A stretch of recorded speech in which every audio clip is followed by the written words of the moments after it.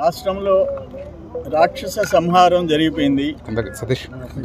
రాక్షస సంహారం జరిగిపోయింది. దేవతలు, మునులు, దేవుళ్ళు అందరూ ఒకటి అయిపోయినారు ప్రజల రూపంలో.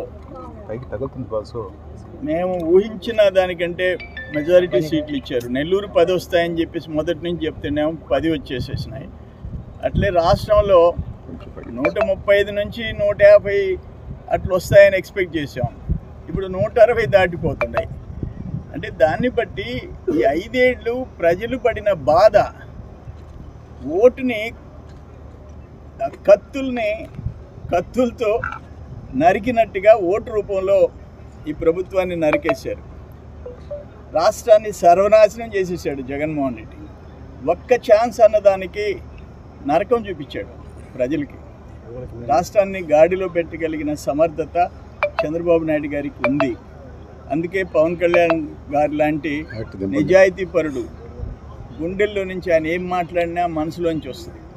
అందుకని ఒకే మాట చెప్పేటప్పుడు బాబు గారిని రాజమండ్రి జైల్లో చూసిన తర్వాత, నాకు పదవులు ముఖ్యం కాదు, ఈ రాష్ట్ర భవిష్యత్, బిడ్డల భవిష్యత్ కాపాడాలంటే జగన్మోహన్ రెడ్డిని ఓడించాలా అని చెప్పి ఒక మాట చెప్పాడు.